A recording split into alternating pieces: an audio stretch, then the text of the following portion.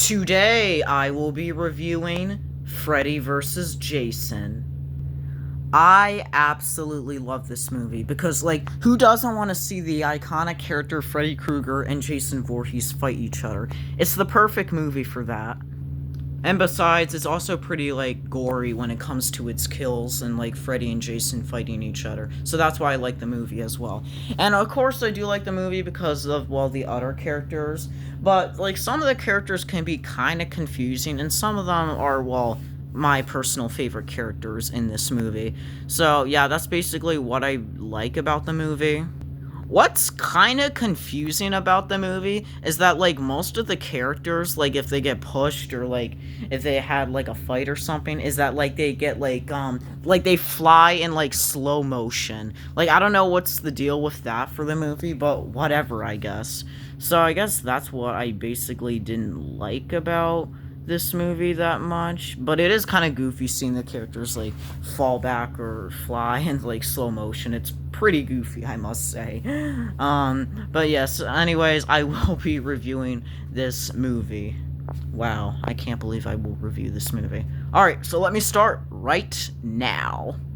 The movie begins with, Freddy Krueger talking about his past, that he was burned up. Oh, and cool, we get some flashbacks from the other Nightmare on Elm Street movies too. Cool. Also, not gonna lie, just look at Freddy's teeth. There's blood on it. What are you, a vampire or something? What's going on? I thought you only use your finger knives for weapons, not your teeth. What's going on? Freddy, what's up with your teeth? Oh my god, can you explain to me?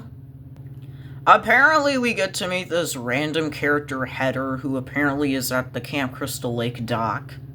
Heather then, runs away from Jason Voorhees, and then she gets stabbed by Jason with the machete, and apparently her face is changing to other people's faces. But wait a minute, that just makes no sense. Maybe it's Freddy Krueger who is just turning into all the victims of Jason Voorhees, as we all know Freddy Krueger can shapeshift, which is pretty cool. Oh, and apparently we get to see Pamela Voorhees in this movie. Huh, wasn't she already dead in, the first Friday the 13th movie? Well, I guess it's just Freddy Krueger playing tricks on Jason Voorhees. Also, the actor who played Pamela Voorhees in, Friday the 13th Part 1 and 2, Betsy Palmer, refused to be in, this movie because she said the dialogue sucked too much. I mean, not gonna lie. I guess she has a point because, sometimes movie franchises can get a little crazy. So I do not blame Betsy Palmer when she says the dialogue sucked too much. Well, at least for Pamela Voorhees in this movie. Me, you kill all those people. I'm an actress, for God's sake. Don't give me some dumb line like that. So apparently Pamela Voorhees is making, Jason get up from the dead from being in hell. Yeah, all that sounds confusing enough. Oh yeah, and Pamela Voorhees is Freddy Krueger. Oh yeah, and of course we have a title card with some weird rock music, which is, pretty, weird. So yeah, we're at the Elm Street house, which is so amazing. And sure, of course, we have characters in this Elm Street house, so let me introduce them. Our main character is Laurie, and I think she's a pretty cool character. Laurie's friends are Kia and Gib, and I think they are both, pretty cool characters. Even though some of them might have, some dumb dialogue or so, or whatever, I do think they are pretty interesting characters. I guess you could say the worst character in this movie is Trey, because he is downright annoying. Thankfully, we do not have to deal with this annoying character, Trey. By the way, flashing lights warning. Actually, throughout this whole video, because there are lots of flashing lights in this movie. So yeah, Trey dies by Jason Voorhees in a brutal way by being stabbed. Oh, and his bed is in half with him in it. Whoa! Oh yeah, and of course we have a bunch of cop characters who are investigating the Elm Street house because of the murder of Trey. Of course. Laurie is now brought into the police station, I guess for, evidence or something like that. I don't know, man. Oh, yeah, and apparently Laurie is talking to this, officer named Deputy, Stubbs, and I guess he's a pretty cool character, I guess. Laurie goes to sleep and apparently says Freddy, apparently, and then, is now brought into a dream where a bunch of blood is dripping and disappearing. Oh, and a bunch of kids missing. And a girl without, no eyes. Spooky! Oh, and of course in Laurie's dream we have the Jump Rope Girls classic. We get to meet this other character named Blake, who apparently is like the friend of Trey. You know, the guy who got murdered. Blake is now in a dream, and he sees Freddy Krueger apparently turning into the Shadow. Then we get some more little Freddy Krueger dialogue. Blake's dad is revealed to be dead by, well, Jason Voorhees. Oh, and apparently, Blake dies by Jason Voorhees by using his dad's head as a shield. Wow, that's kind of some dark humor. Now we're at this, like, psychiatric... I probably said that wrong, that word. My apologies, but we're at this, like, hospital place, which was previously seen in, well, A Nightmare on Elm Street 3, Dream Warriors. And apparently we get to see this guy, Will, at this, like, hospital place because, well, he is apparently the boyfriend of our main character, Laurie. Wow. Cool, I guess. And we're also introduced to Will's friend, Mark, and I guess he's a pretty cool character as well. Apparently, Will and Mark then escape the mental hospital. Wow, that seems pretty random. And now we're back with the other characters. Yay! Kia is now reading a magazine, and apparently Freddy pops through it and, like, uses his finger knives on Kia's nose. But it was just a dream, so Kia's okay. Now, apparently we have a scene where we're at, like, this cornfield party, which I guess looks pretty interesting. Yeah, I don't really know, but I guess it's okay. Yeah, who really knows? Oh, and we get to see this guy Linderman, and not gonna lie, I really didn't like his character that much. I mean, I guess he's okay as a character, but Linderman's, I don't know, he's just, not a special character to me. But, whatever, I guess. And apparently Linderman is arguing with Kia, which I guess is something, I guess. Gib is apparently passed out, which, well, she's already sleeping, so you know what that means. Freddy Krueger! So yeah, Gib then gets spooked out by Freddy Krueger with him going through the wall, classic, and apparently he's about to stab Gib, but, well, she gets stabbed in the real world. By Jason Voorhees! And apparently Freddy's all mad about that because, like, he wants to, like, kill Gib. Dude, you literally got most of the people on Elm Street. I think you should just let yourself get a vacation and let Jason do all the killing at this point, not gonna lie. We get this random kill where Jason, like, twists this guy's head, which is, pretty random. Oh, and apparently this other guy named Shaq, apparently, like, literally lits Jason up on fire, which is a pretty bad idea. Why are you doing that? You're making the chaos even more crazy. But it's too late for Shaq because we get some weird slow motion shots, and well, Shaq dies from, well, Jason Voorhees spitting out blood. Oh yeah, and of course we get lots of massacre kills because, well, of course we gotta have lots of kills in this cornfield place because, well, it seems like the right movie to do it. But seriously though, this is just so ridiculous. Oh my god, what is going on here? Will drives Laurie home and apparently she's arguing with her dad. Yeah, I really don't understand what's, like, going on with, like, Laurie arguing with her dad. Like, what's going on? The only thing I do know about Laurie's dad is that Laurie's dad unfortunately killed Laurie's mother, which is pretty dark. And apparently Will was spying of what happened to Laurie's mom, and apparently that's why Will went into that mental hospital. But what did Mark have to do with any of this going into the hospital? Like, maybe there is a reason, and I'm sure there is, but some things I just don't understand about this movie, to be honest. But overall, I still like this movie one way or another. We are now back with Mark, who apparently is, like, scared and all. Probably about Freddy Krueger. Because apparently Mark's brother died in a bathtub and Freddy Krueger's, like, tricking Mark into pretending he's his brother. All of that sounds pretty confusing. But it is too late for Mark because he dies by being lit on fire. Oh, and apparently, like, being scratched up by Freddy Krueger. That's crazy. Oh, and apparently it says Freddy's back. We are now back with, well, the other characters who are talking about, like, how do we stop Freddy? How do we stop Jason? You know. Sure, why not? Let's get another character in this movie. This guy named, like, Freeberg, and, like, I don't know. I mean, he's I don't know what to say about him, about Freeberg. It's just like, oh my god, there are lots of characters. I mean, I guess that's how it is when you have a movie. You just got to have lots of characters. Apparently, Freddy Krueger attacks Laurie in her dream, and then she pulled Freddy's ear into the real world. Which I guess is the character's plan, to pull Freddy into the real world so Jason can defeat Freddy. Huh? All of this sounds pretty random, but okay, sure, let's go for it. The characters then make their way into, like, that mental hospital place, you know, from earlier, so they can, like, get some random stuff to defeat, like, Freddy and Jason, apparently. But it's too late for this random security guard because, well, he does die from Jason Voorhees being slammed by the door. Brutal! Also, the CGI blood looks like really terrible, like for the security guards they kill. I gotta be honest, it just looks terrible, the CGI blood. Apparently, we get this, like, Freddy Krueger caterpillar that shows up with Freeberg. I mean, that's, I guess, a pretty interesting shapeshift. And apparently Freddy's soul goes into Freeberg. Wow, that's crazy. Oh yeah, and Deputy Stubbs gets electrocuted by Jason Voorhees, which is absolutely insane.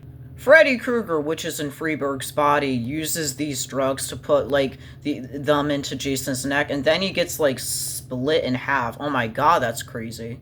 Jason is now in the dream world where apparently he sees Freddy Krueger, and Freddy Krueger apparently tosses Jason around, like, I guess for, like, pinball or something. That sounds completely weird. And apparently Jason Voorhees is scared of water. I mean, like, what the heck? Why are you scared of water, Jason?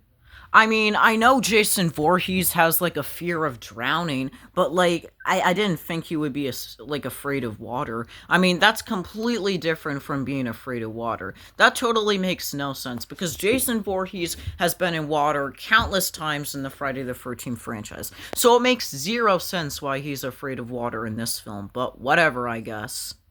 Apparently, Jason turns into a little swamp boy, apparently, and apparently Freddy's sticking his finger gloves into Jason's mind. Wow, that's, crazy. And now we're back with the other characters who are in a van. Who are, well, indeed going to Camp Crystal Lake. And apparently Laurie is going to sleep with Jason Voorhees so he can, like, go into his mind or so to see, like, the flashbacks of the 1950s of, like, when Jason Voorhees was drowning in Camp Crystal Lake. Sure, why the heck not? So, yeah, we basically get a flashback of Camp Crystal Lake in the 50s. Freddy then drowns Jason, and now we're back into the real world where Jason, like, literally falls out of this van. Oh my god.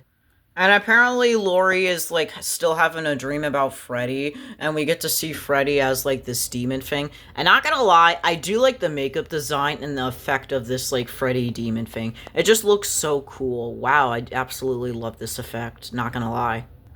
Laurie is now back at her house, and it's revealed that Freddy Krueger was the murderer of Laurie's mom. Freddy Krueger is now pulled into the real world by Laurie. It's now time for a fight scene with Freddy and Jason. A lot of chaotic things happen with Freddy, like bumping into the window and Freddy falling. What's with these characters falling all the time? And apparently Linderman gets, like, stabbed by this thing and escaping with Kia, which is nice. But it's too late for Linderman because he already dies from bleeding out. Kia is now making fun of Freddy, telling him that he's nothing and that he's wearing, like, some kind of Christmas sweater. So she's basically bullying Freddy. I mean, that's crazy. But it is too late for Kia because she dies by, well, Jason Voorhees and, like, literally, like, falling. Like, again, like, what the heck is going on? Like, what's with these characters flying all of a sudden? Like, what is going on? Kia is one of my favorite characters, but I think it was her time to go, so rest in peace to Kia. We're now back with another fight scene of Freddy and Jason. Well, Freddy's just kicking and slashing Jason multiple times. Oh my god. And then Freddy decides to use, like, these torpedo-looking things so he can make Jason literally fly. Oh my god. And then these, like, pole things then go through Jason Voorhees, which should kill him, but this is Jason Voorhees. And they, like, fall again. What's with these characters flying? So yeah, they're onto the deck or dock or whatever, and then, like, Jason's beating him up, and then Freddy Freddy cuts off Jason's fingers, and I love Jason's reaction to this. And then Freddy uses his finger knives on Jason's eyes, which is pretty brutal. And then we get, like, more gory scenes where Jason is literally beating up Freddy. Wow, this is crazy. Laurie then runs over with the fire so he can burn them all. And then Freddy and Jason fall again. Oh my god, this is just so ridiculous at this point. Freddy then approaches Will and Laurie, which is bad news for them, but Freddy raises up the machete, and then he gets stabbed by his own finger knife gloves by Jason Voorhees. Thanks, Jason. You're the best. Laurie decides to, well, pick up the machete so she can end Freddy Krueger. And then Freddy Krueger gets decapitated. Brutal! Way to go, Laurie. You did it. So yeah, Will and Laurie made it. So it's a good thing that these characters survived. So lucky them. It's the next morning, so Jason is carrying Freddy Krueger's head, and of course Freddy Krueger is gonna give a wink at the audience that he survived. So yeah, enjoy this last scene of, well, Freddy Krueger, enjoy this last scene of Robert Englund playing Freddy Krueger, because he says to himself that he's, well, too old to play Freddy Krueger again. So yeah, this is his final film as Freddy Krueger. Man, Robert Englund was the best Freddy Krueger, no doubt about that. And that will be the end of this movie. So yeah, that's the end of me reviewing Freddy vs. Jason. Oh my god, that was so crazy. There were crazy kills, there were a crazy fight scene, crazy characters. There is a lot going on. Now, most things don't make sense of this movie, but overall, I really do enjoy this movie because it's just so crazy. I just, really enjoy this movie because of, how ridiculous it was. It was insane. Oh my god. What a crazy, but kind of fantastic movie. I actually enjoyed that movie. It was so crazy. So yeah, I do like this movie. That was a lot of madness going on. But yeah, I basically have nothing else to say, so I'll see you guys in the next movie review. Ha ha ha ha ha ha ha. Out of my way, Yoshi. What's going on here? Well, I decided to, why not fight Jason Voorhees? Because I think that would be a good idea. Do you agree, Jason?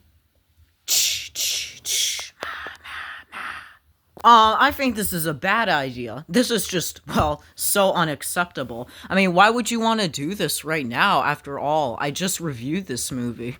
Can you give me a break? Why should I give you a break? I deserve to haunt you in my dreams.